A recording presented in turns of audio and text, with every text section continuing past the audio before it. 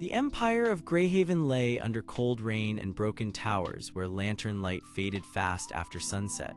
In its center stood the old training halls of the Royal Order, once bright with honor, now scarred by fear and silence.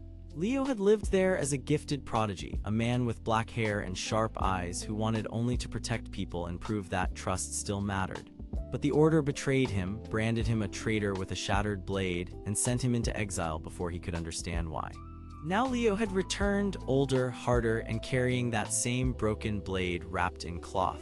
He was not alone in his purpose, because the wound in his name had become a wound in the whole empire. The people were disappearing into prisons, libraries were being sealed, and the rulers were using a hidden machine of control called the Omega Protocol. This final system did not just crush rebels, it erased them from records, from memory, and from history itself. Leo knew that if he failed, the truth about his life would vanish too. He also knew the Order's leader, Victor, wanted that silence because Victor had built his power on lies. Leo began hunting the conspirators one by one through ruined streets and abandoned fortresses. He first found Damien, a cold commander with white hair who had helped frame him and now guarded a storage hall full of stolen names and burned reports.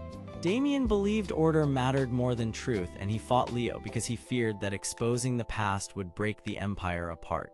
Their clash was fierce and fast, with steel ringing through the dark, until Leo forced Damien back and took the first proof of the conspiracy. Next came Sarah, a stern shield captain with red hair who had once trained beside Leo and now guarded a bridge over the flooded district. She had been told Leo was dangerous, but when she saw the broken blade and the records he carried, she realized she had protected a lie. That moment changed everything because Sarah turned from enemy to ally and told Leo the real master was not Victor alone, but a false god hidden above the palace.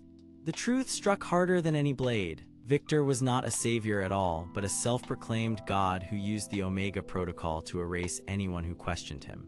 He had chosen Leo years ago as a symbol, then destroyed him to warn everyone else. Furious, Leo climbed the palace tower through lightning and shadow where the Omega Core was already waking. The system tried to swallow his name, his face, and even his rage, but the broken blade answered his will. It became whole in spirit, not in shape, and a forbidden power surged through him as he rejected the lie that he was meant to disappear. In the final chamber, Leo faced Victor and saw a man desperate to rule forever by making truth feel impossible. Leo could have destroyed Victor in blind revenge, but he remembered the people erased by fear and silence. So he chose something stronger. He shattered the Omega Core, exposed Victor's crimes to the whole empire, and forced the palace to broadcast every stolen record. Victor collapsed into defeat, stripped of his false glory, while the surviving citizens began to remember their lost friends, their lost history, and their own courage. Leo did not become a monster that day.